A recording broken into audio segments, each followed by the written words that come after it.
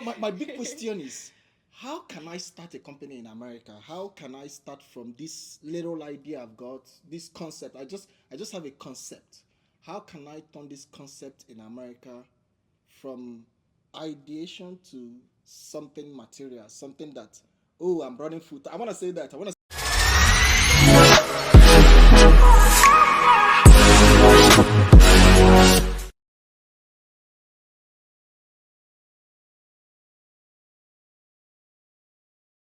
Hello, welcome.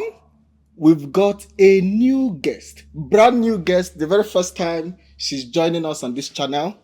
This is Jordan. Hi. So, I met Jordan when I traveled to Detroit. I went for an excursion kind of, to look at some business ecosystems, to see what innovative activities are going on in Detroit.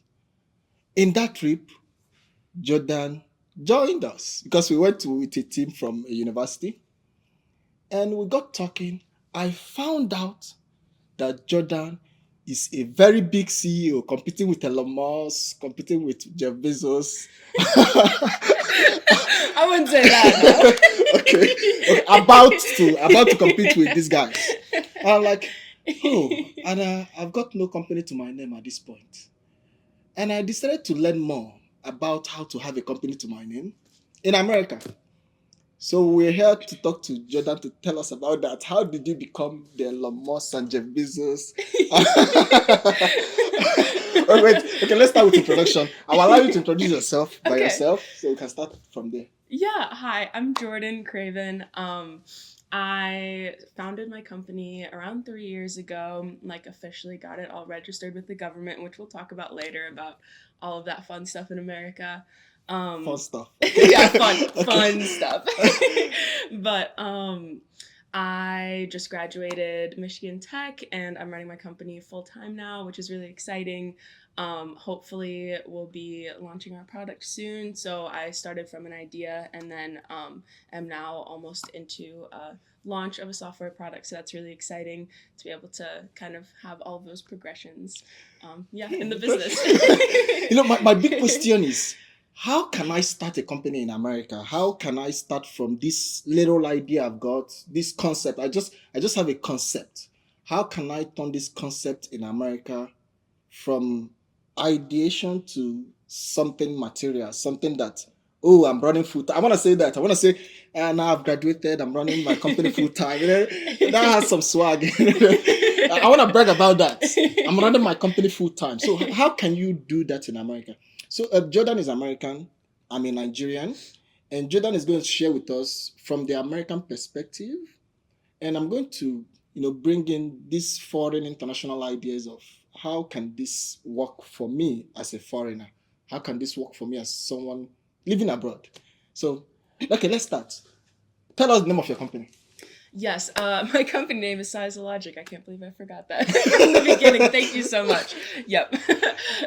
Okay, let's do business promotion for Jordan. So advertise, pitch your business. Pitch your business. It's no longer an idea. It's a business that is running full time. So pitch your business to us. I'm the judge. Yes, all right. So you as the judge. Yeah. We run a full-time technological startup called Size of Logic. We're building software solutions. Size of Logic. Size of Logic. Yep. Okay. Guys, check out the Instagram. It should be here or here.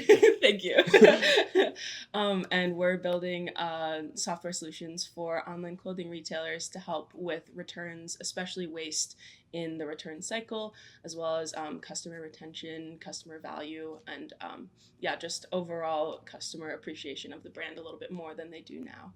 So we're helping build up the brands and also build up the ecological side of minimizing waste, as well as returns, and helping on the consumer side, making sure they're having a really good shopping experience and want to continue shopping at certain retailers.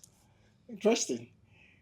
You're a business that services companies. Your customers are not individuals. Yep. See what I said? Elon Musk. Yes, it's called a business to business type of business model. Yeah. But that's interesting. So I saw your demo. I saw when you did your demo. I saw how you sampled that. We can show that, right? Yeah. Mm-hmm. Okay, I'm showing that right now. How do you start? Is it to have an idea? Is it what was the first step from your experience? I mean, you started from ground and you're going up. Yes. So how does it, I have no knowledge about how it works. Tell me how it works. Yeah. So usually at first you have an idea. Some people come into like the entrepreneurial path, you could say, and say like, I just know I want to be my own boss. I want to do something. I don't really know what that is yet. And so like whether you have an idea or you don't, the first step is kind of like figuring out what in the area that you're in, what in the specialty that you're in is like having an issue or there's a problem in the world that you want to solve, things like that. So like my idea, I wanted to create a 3D virtual fitting room, and we'll get there in Size of Logic, but there's going to be a lot of steps before that before we can actually get to that full 3D fitting room. Because I'm super tall, I can't buy clothes in stores because they don't have my long sizes.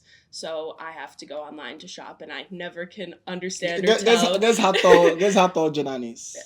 Can you guess? Yeah. Put it in the poll. Behind the scenes, we are talking about, in my videos, I'm usually the taller guy. I mean, I don't know how tall am I. We'll get you a little above booster. I should have had this seat this way. Okay. Let's explain your business in a bit clearer way. From my understanding, as someone who just saw your demo, your business is more like you've got this technological service where you allow retailers, especially fashion retailers, right, to get their customers or the individuals wanting to buy from them to purchase the actual size they have to do a 3D kind of model. Yes, and I'm not sure how it works in other countries. I know we're talking about like America's industries versus others in like this video specifically, but in America you could be a completely different size from one brand to another. So I could be an 8 in one brand and a 10 in another, and that just has no, like those numbers really don't mean anything because they're different across the board. Yeah. And so this kind of solution we're looking to build is to be able to know each size based on the retailer, based on their measurements, based on your specific body measurements, because a lot of them on the retailer websites, they do have some measurements out there and they're either not very accurate or they just aren't like aren't enough basically to be able to know if someone who has large thighs could fit into the same thing or someone who has a small calves, things like that. So we're looking to actually model and show how things will fit so that you can feel comfortable and confident ordering things online instead of just like right now I blindly guess. I'm like, well, this says extra long, hopefully this works, and I press purchase and then it comes and it's never long enough. And so that's a frustration that I deal with being tall, but someone who's short, someone who's got beefy thighs, really hitting the gym, someone who's like my boyfriend has crazy, really weirdly sized calves. They're very large for his body and he doesn't fit into a lot of pants. So like those type of special things aren't measured with a waist and an INSEE measurement that's given on those. How does this idea come? Because I mean, I know this problem. I've faced this problem severally. Sometimes even not for people who are taller, but I mean, someone like me, I face the problem of choosing whether should I go for medium or large shirts. As simple as that is, I'm kind of medium or large, medium or large, medium or large. At the end of the day, I just choose randomly. So I'm not sure it will work. But sometimes I choose medium, perfect. Sometimes I choose large, perfect. Sometimes I choose large, too large. Sometimes I choose medium, too small. Even in shoe sizes, it still happens to me. How did this idea, this solution, is it divine? Did it come from, were you in a dream? You're sleeping, then bam, it just came in a dream. Like, not quite.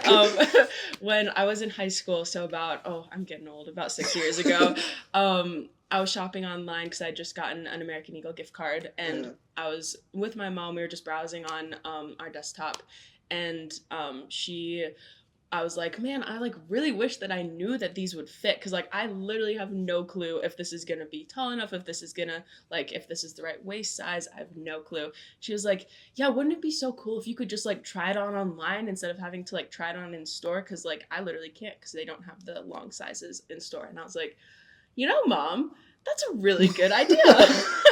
and credits to your mom. Yes, credits, Kalindra, shout out. So yeah, she kind of helped push me there because I always knew I wanted to be an entrepreneur. Like I kind of had that like entrepreneurial spirit when I was little. I would like instead of like doodling in class, I would like make little charts for like my restaurant that I was gonna make, like how robots were gonna serve people, like stuff like that. It was just really weird stuff. How, And how did that interest come about? Is it by your environment, or you just had it? Or was it there's something going on in the environment? Because I'm from a place yeah. called from Aba in Nigeria. In Aba is kind of industrial hub. Mhm. It's part of the topmost industrial hubs in Nigeria. And if you're from Aba, you are assumed to be you're stereotyped to be an entrepreneur. Yeah. Because we've got a lot of businesses, manufacturing, Gotcha. productions, and distribution. But I mean, I do business, but I can't quite call myself an entrepreneur, not at this time yet, because I need to have something, in the marketplace or in the workings for me to call myself an entrepreneur. But I've created, and to every other person, it is because of my environment. It's because of Aba. Aba, sometimes it's called the African Japan, because of Japan, some quality production and stuff like that. So do you think where are you from? So I'm originally from Georgia. I was born in Tennessee, lived in Georgia for most of my life, and then I moved up to Michigan when I was like 12. So I've been pretty split north and south of America for the If you past know few, if you know few America, years. you know how different these places are. Different in Yes. time zone, different in weather, different in everything, in food, in climate. Mention it. They're all different. So which place impacted your entrepreneurship more? Is it Georgia or South or not, or just the American environment entirely? That's a really good question. I don't think I've ever thought about that before. Okay. I think um, I think the biggest thing about entrepreneurship that I really liked was that like I would have the freedom to be able to kind of like you were saying, like create something that can help somebody else. And you can do that in industry. You can do that through other ways and other avenues. But I feel like the biggest and best that I can give and help the world with is something that I personally relate to, something that I like see as a need in the world and want to solve it and want to help be a part of the solution. And most startups do fail, like that's just a fact. So like even if our startup fails, I still will still have technology to be able to sell, to be able to help this product, to help things like these products continue in the world. So at any point we could just go under, because that's just how startups work in the US, and I'm sure around the world too. But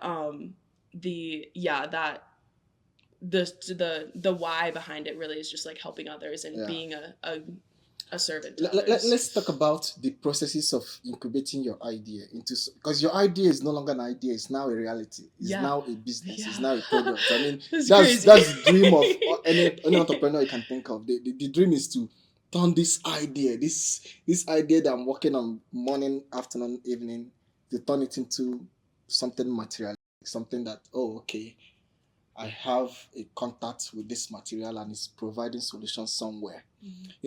Sometimes the ultimate goal is not for it to make some $1 billion profit. Yeah. The ultimate goal is the satisfaction of creation, of wanting to create, of helping people, of helping. So, how do you think someone with an idea can go to the next level, to where you are? How does that work? The first step always when you have an idea, or even if, like I said, you don't know if you have an idea yet, is to start asking questions, non-biased questions. We call it customer discovery. If you're at like the stage where you don't really have an idea yet, maybe it's just discovery in general, finding out some problems, some solutions you can think of, things like that. And so like the first step in customer discovery is really just asking about the core problem. So you go to people who you think have these issues, you go to people who you maybe assume these things of, and you write down your assumptions. You say, I assume that these people have this and this and this issues. And then you go interview them non-biasedly, saying, so walk me through, like for me, walk me through a time when you had a good experience shopping online. Walk me through a time you have a bad experience shopping online.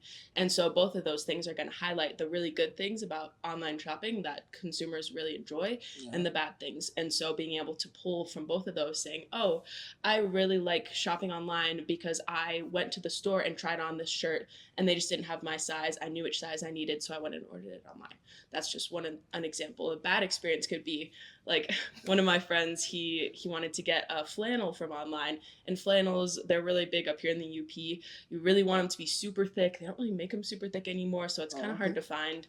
But he was looking on this website, and the website showed a picture of a super thick flannel. When he got it, it was super thin, not a winter jacket by any means, and he was really upset because that's what he wanted, and he didn't end up getting that. And so that was like an example of a bad experience that he had where he didn't know what he was getting. Simply put, from idea, the next thing is engage in research, kind of to discover who your customer and what kind of solution you provide, product could provide. Then let's say you've moved, you know your customers, you know the persona of, okay, I want to sell to this person, I want to solve this problem. You're now specific. In America, how do you finance this? How do you go to the next stage of, okay, I have an idea, I have a customer, there are 1 million people who need this solution. How do you get the money? How does it work in America? Fun.